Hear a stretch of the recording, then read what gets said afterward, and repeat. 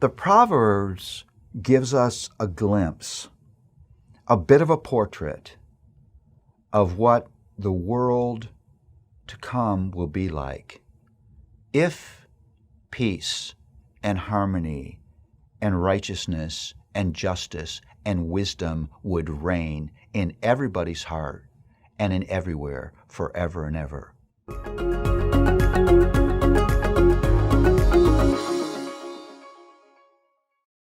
One of the things that I think we often think about the Proverbs is that it's trapped in the here and now.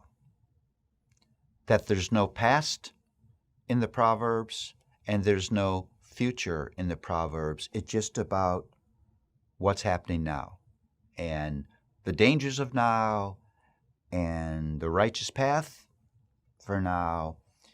And that's just not true.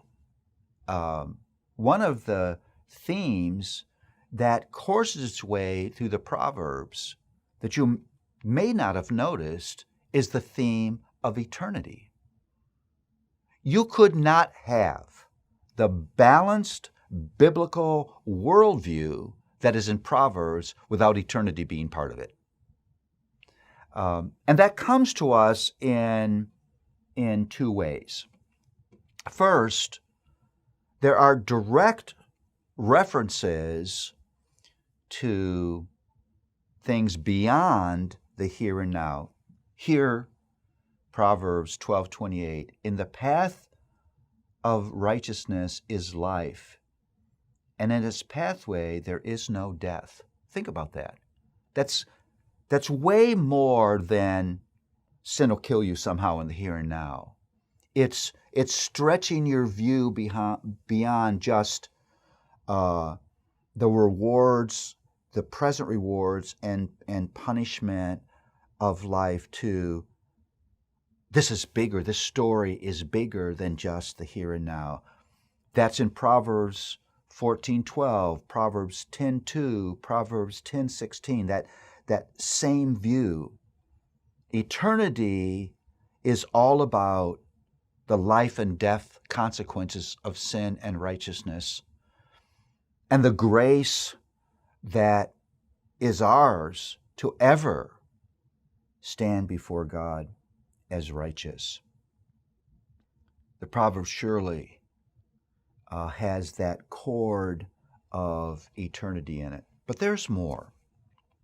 And I love this.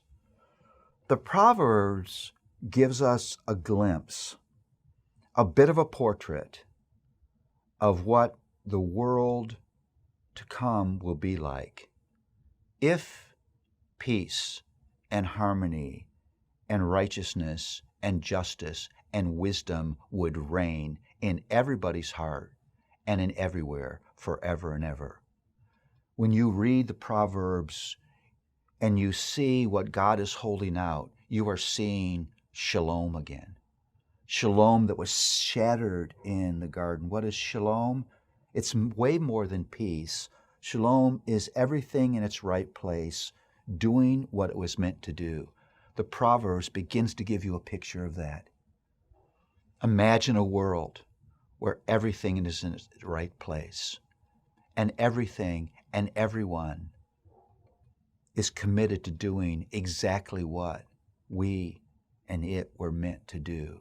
Imagine a world where there is no sin, there is no suffering, there is no danger, there is no death, there is no foolishness, but wisdom and righteousness reign forever and ever and ever. You and I should say to ourselves as we read the Proverbs, I want to live in a world that's like the one that God describes in the Proverbs. And you and I could never, ever earn a ticket to that world, because in the brightest of our righteousness, we sadly fall short of the glory of God. If we could be the righteous, wise person described in the Proverbs on our own, the life, death, resurrection of Jesus would not have been necessary. that eternity that's pictured in Proverbs is only ours by grace. And so Proverbs is meant to produce in your heart a celebration that this thing that seems so far away that we could never achieve is ours. And someday we will be in that place where wisdom and righteousness reigns forever and ever and ever. That message is in the Proverbs.